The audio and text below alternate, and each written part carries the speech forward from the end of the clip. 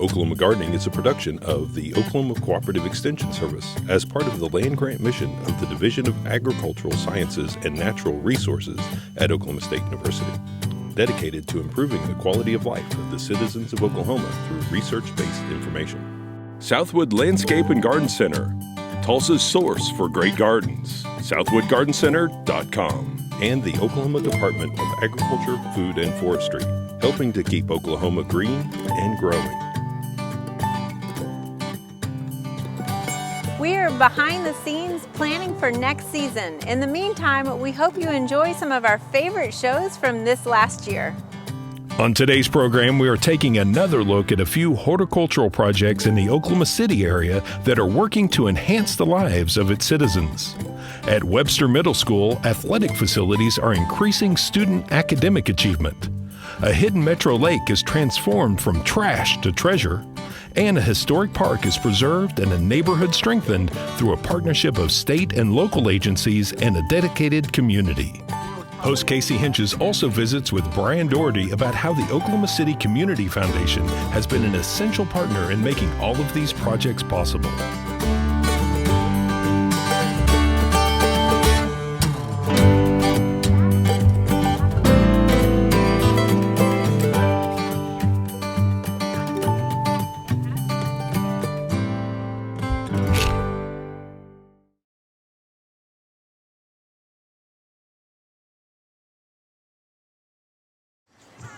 People encounter horticulture in many different ways, and today we're out here at Webster Middle School looking at some of their new athletic fields that have been provided through Fields and Futures.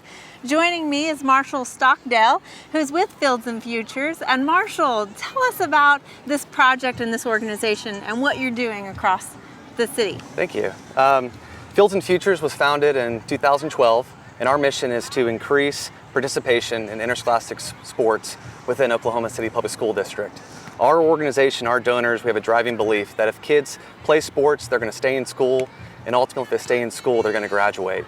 When we started in 2012 and we looked across the district, you know, there's 15 school campuses. Across those campuses, there's 44 footprints where a field should be. Wow. And when we started, there was really only about 6 or 7 that were really in play. Webster Middle School was our second middle school, and we completed this field in early 2014. So what did this look like prior to what we're seeing now? Well, Katrinka can tell you, when we first were here, there was an old blacktop where there was a basketball court, a lot of flooding.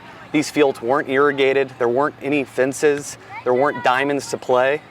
And you can just imagine what it was like for a coach or a school then, you know, to have to go maintain that field. It's not really a place to play. Right. Most of the schools we've done early have very large enrollments. And so with our mission of trying to drive participation and knowing how it links back to the academic success, we've been really blessed and lucky to work on some schools that have taken great advantage of the fields. And speak a little bit about that academic success that you know comes from athletic fields. So when we first started, we knew that there were national studies that were done that showed that students that were involved in extracurricular activities, and especially when there was that interscholastic component about needing to make your grades, that these were students that attended more days of school. These students typically had better GPAs than their peers, but greater college aspirations, and you can tell where I'm going. This all rolls up into improved graduation rates, and ultimately we all know through sports and the experiences you have in team environments, the life skills you learn, and how that's going to benefit you in the workforce and adulthood. Again, because of our unique partnership with the school district, we actually get data. So since then, we've actually seen that theory play out. Webster Middle School is a great example where when we look at middle school attendance of athletes versus non-athletes, they're attending almost 9.5 more days of school.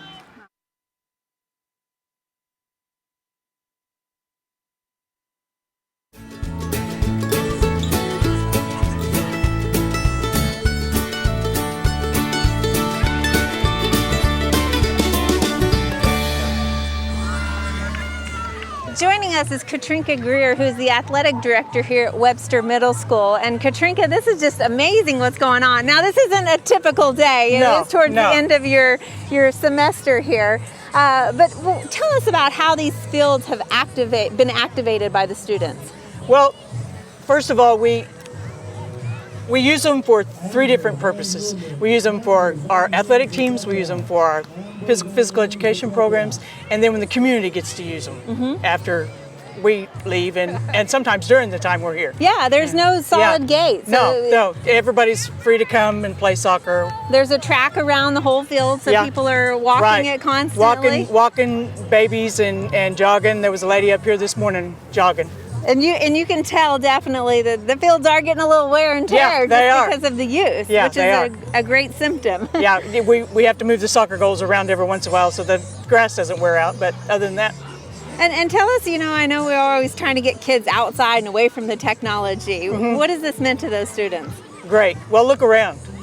This is one of the few places where they can come with their families. If you come up here on a holiday, there'll be all kinds of kids up here, and soccer players and softball players and everything. They were hiding Easter eggs up here. So while we say it's a school, athletic field, it's really a community field, right? It's kind of a community field. We've got people that use the softball field on a regular basis. We've got people that use the track. We've got people that use the baseball field on a regular basis. The soccer field is always in use. Well, it's just beautiful out here, and we appreciate you joining us and sharing that with us. Thank you.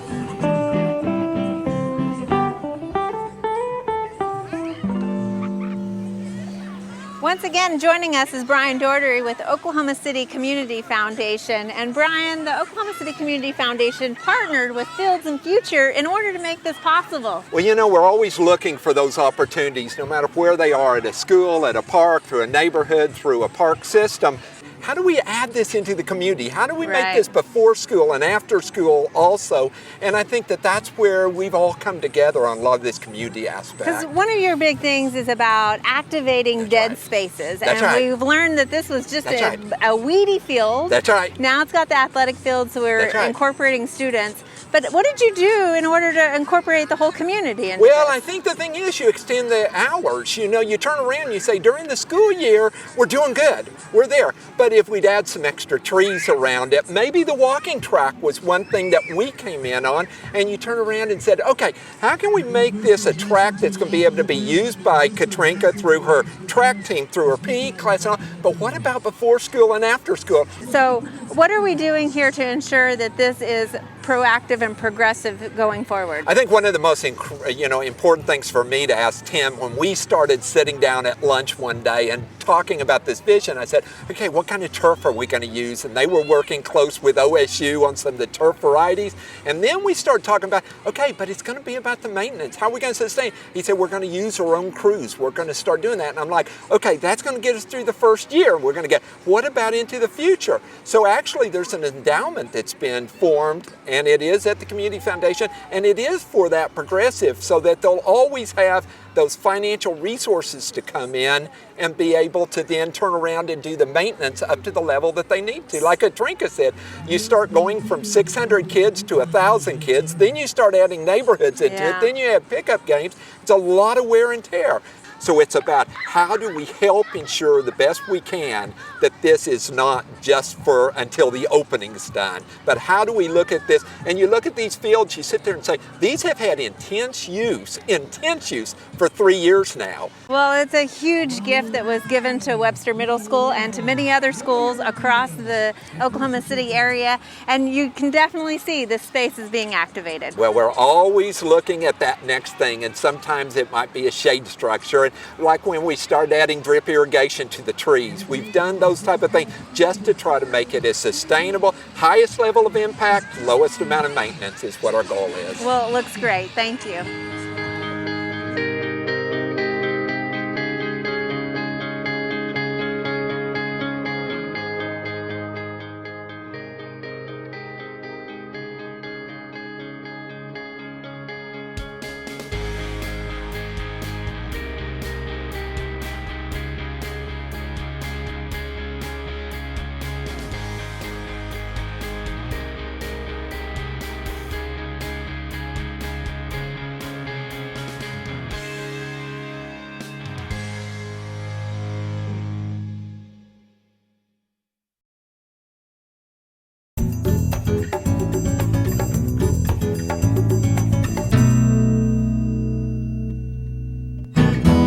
summertime and everyone loves coming to the lake, and we are no different. We are here at Crystal Lake, which is just south of Oklahoma City.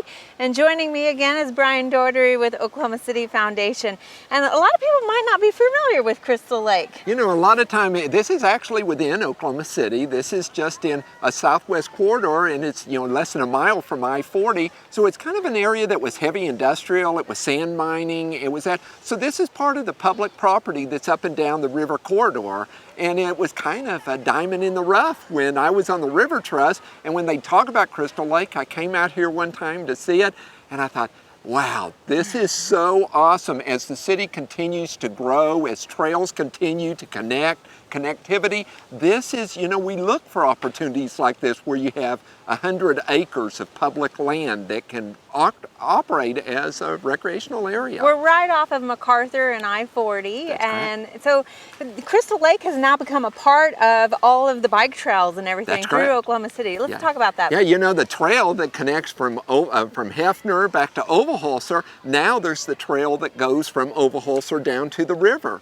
and down to Boathouse District, and it wraps around Crystal Lake, which then just gives that much more connectivity. A lot of times we're looking for those hubs where you have a park and a trail connecting together, and this is a great example of public-private partnership where City Care has come in and they help maintain it. It is a city park property. It is on the River Trust, so there's a lot of connection, and then the trails are you know, kind of tie everything together. You could ride for miles and miles. You just got to get back to your car eventually. That's correct. So, what has the foundation, the Oklahoma City Community Foundation, done specifically here to help activate this space? You know, it's probably over the last decade we've given 3 different grants here. You know, when we were first here, there was a lot of illegal dumping, and Shine and the county commissioners came in and did a lot of cleaning up and getting it cleaned up. And then as you start doing it, you need to start putting infrastructure back in. And we started with some of the trees. This was probably a long linear line of trees we're in to start doing that. So there were 2 grants on trees.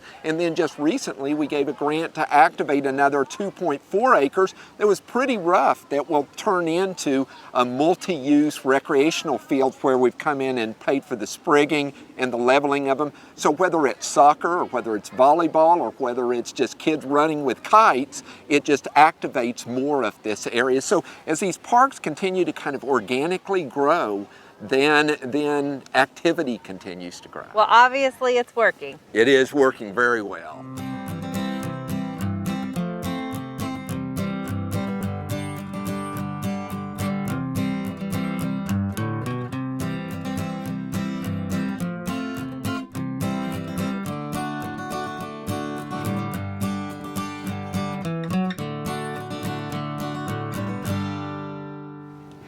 Joining us is Dwayne Richardson, who is responsible for managing this beautiful site at Crystal Lake for City Care.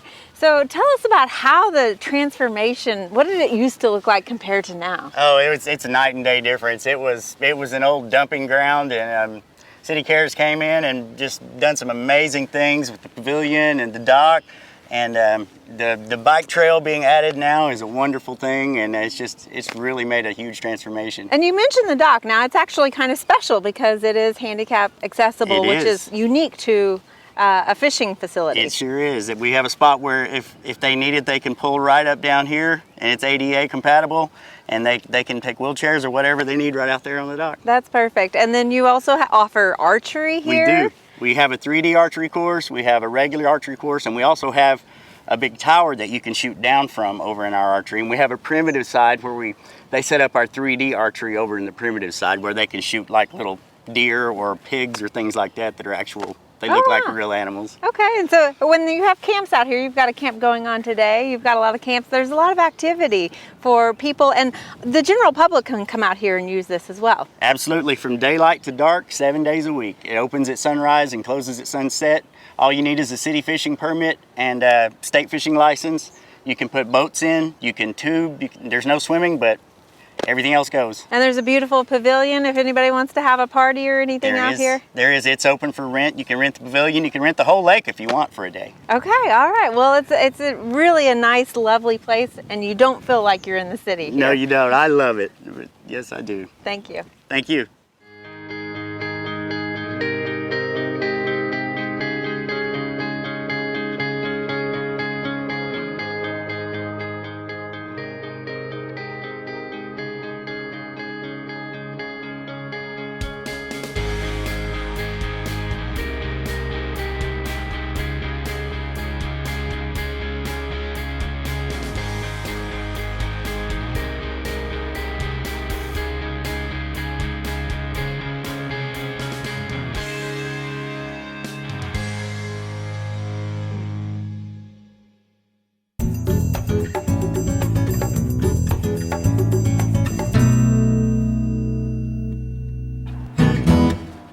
here at Edgemere Park in Oklahoma City, and joining me today is Bryan Daughtery with Oklahoma City Community Foundation and the Margaret Annis Boys Trust. Bryan, last year we talked to you guys about the iTree program and the inventory that work you're doing, and you have finished it now. Can you tell us what that means? Well, it's so exciting for us. You know, a lot of us, Margaret Annis Boys Trust has been awarding grants for over 25 years, and a lot of times we were in the reactive state. We would turn around and react to after a storm or after tornadoes or something. This gives us a chance to really not only still do reactive and recover from storms, but really be out there on the front end and plan. This is a great example of one of the parks, one of the 136 parks that were inventoried, 20,000 trees, and they took information on every single tree in every park.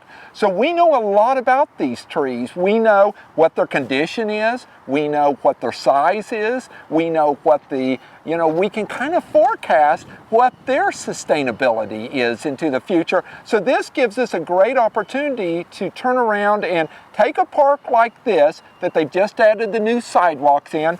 Margaret Annis Boys has awarded a grant for trees in here, and so now we can all sit down and say, okay, what do we have? Where are we working from and where are we moving forward? So it's a lot easier to say, do we interplant between certain trees? Do certain trees come out because of this? So we're real excited about this. And obviously you're working very closely with the city of Oklahoma City, so everybody is using their financial resources more wisely in this process because of this iTree inventory. Right. The city, the Department of Forestry, we work with County Extension. We've worked with so many, the Neighborhood Association, the Parks Department. All of us can come together and can look at this inventory, and we can turn around and say, this is the percentage of trees in this park. These are certain species. What about incorporating that? So we can really come about this a lot more strategically in terms of the sustainability of these trees. And if somebody in the area wants to know some of the information that you're able to extract from this inventory, where can they find this? You can go to our website and see this inventory, and then of course Neil will work one-on-one with a lot of the neighborhoods as their parks come up, and there's a lot of information from the iTrees, the general iTree information that you can pull off the web. And Edgemere Park is just one example how this inventory is being used between the community and the city of Oklahoma City. Yeah, this is just a great example of this baseline and how we're able to use 136 parks, plus there's numerous other public spaces, and we can come in there and really make great decisions and be very proactive in our decisions.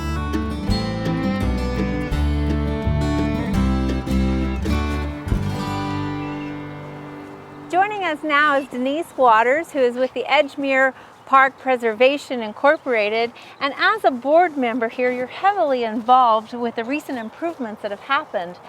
Can you tell us a little bit about how the iTree inventory influenced what's been going on here? Well, through the Margaret Annis Boys Trust, we were awarded a $30,000 grant for new trees and improvements, and we're planning on using the information from the tree inventory to look at placement of the new trees we're planning on planting, and where, what kind of species will be good to use to create a tree-lined, sidewalk, so that in the heat of the summer it won't be so hot and people can still get out and walk and exercise. Right, and that actually influenced the sidewalks, it influenced the lights. I mean, there's a lot more than just trees happening here in the park. Right. We've been active for many years, and our neighborhood association raised a lot of money to put new lights in the park. We worked with the Parks Department and Public Works to put in the sidewalks, and now the next phase is to put in new trees. Okay. So that's our big plan. And of course you have a lot of existing trees already, but you did lose some in an ice storm a few years ago. And so now you'll know what might be best to go back with. Right. 2007 we lost 53 trees. Wow. And so yes, we'll be looking at species that can withstand some of the ice storms. And As somebody who lives here in the community, can you kind of tell about your relationship with the city and how you've worked with them through this process and what that has meant to you? oh, they've been invaluable.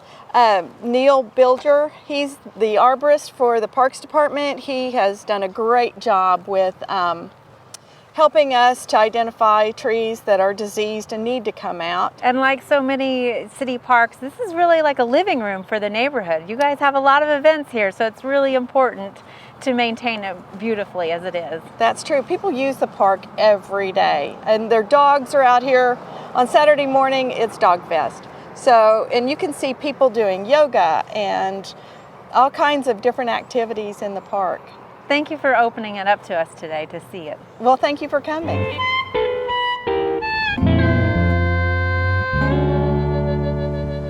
Marc Bates, who is our urban forester coordinator with the Oklahoma Forestry Service, is joining us now. And Marc, this iTree inventory program and the inventory that has been done is quite extensive and valuable across Oklahoma City. Can you tell us about the value of trees and what that means? Oh yeah, that's what's so great about this inventory that they did is, I've always said that trees go way beyond beautification. I mean, certainly they add that niceness in our communities and our parks and everything and make them more livable, but they provide so much more. So all the environmental services that trees provide are something that we can now document through this program that they've done with Oklahoma City.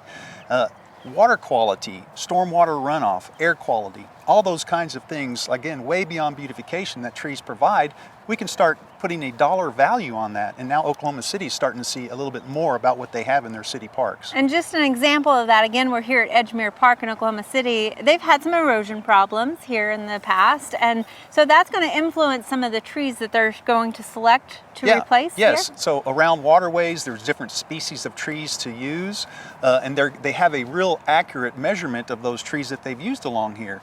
There's some bald cypress. I mean, that's a great place to be planting trees along a waterway. So they're probably going to be mixing some more of those in it.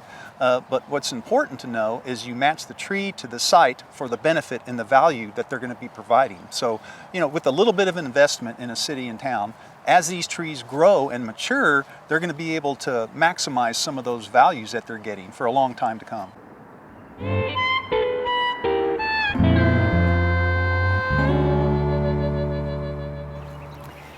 Joining us is Neil Bilger, who is an arborist for the city of Oklahoma City. And Neil, again, we're here at Edgemere Park, and you've been working with the neighborhood with this inventory, the tree inventory. Can you tell us how you've used it specifically here? Yes, this inventory now allows us to perform tree care on a much more proactive basis. As opposed to prior, we were going out to each park to see exactly what we had out there. Now that we have this incredible database of 20,000 trees, we know with the click of a mouse what is out at each particular park. And why is that important to know what was there going forward in the future? Well, tree diversity is our most powerful tool when it comes to arboriculture. Now that we have this different species, we know what we have out there, we know that we're going to try and not get above 10% on any one species. And one of the things we've learned from this is we're right where we need to be with that. But you know, we don't want to create a situation similar to the American elm where cities planted those throughout their entire city, and then Dutch elm came in and basically wiped them all out. Now, obviously, we're just here at Edgemere Park, and this is one of a couple 100 parks across the city. 134. 134 to be exact, parks across the city that have inventoried their trees. And so the collective value of that is just significant for the city. Well, we know that we have a 13% canopy, and you know, we strive to increase that canopy. Okay. And now we know, you know, how many trees we need to plant in order to sustain that, and how to increase that number also. Excellent. Well, this seems like such a valuable tool for so many people involved and all the citizens of Oklahoma City.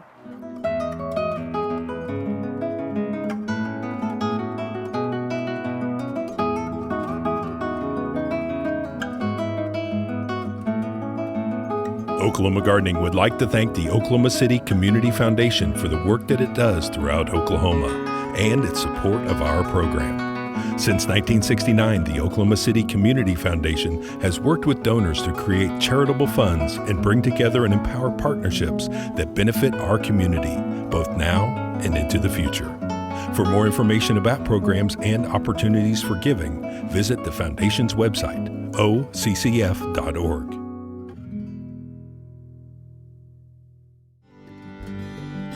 Next week on the Best of Oklahoma Gardening, we are taking a break from winter with a look at some of the great colorful plants to introduce into your garden this spring. Join us then for more TV You'll Grow to Love. To find out more information about show topics, as well as recipes, videos, articles, fact sheets, and other resources, including a directory of local extension offices, be sure and visit our website, oklahomagardening.okstate.edu. And we always have great information, answers to questions, photos, and gardening discussions on your favorite social media as well.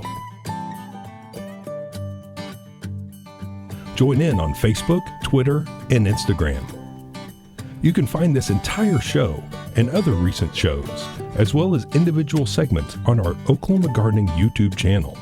And tune in to our OK Gardening Classics YouTube channel to watch segments from previous hosts. Oklahoma Gardening is produced by the Oklahoma Cooperative Extension Service as part of the Division of Agricultural Sciences and Natural Resources at Oklahoma State University. The Botanic Garden at OSU is home to our studio gardens, and we encourage you to come visit this beautiful Stillwater jewel. We wish to thank our generous underwriters, Southwood Landscape and Garden Center, and the Oklahoma Department of Agriculture, Food, and Forestry. Additional support is provided by Pond Pro Shops, Greenleaf Nursery and the Garden Debut Plants, and the Oklahoma Horticultural Society.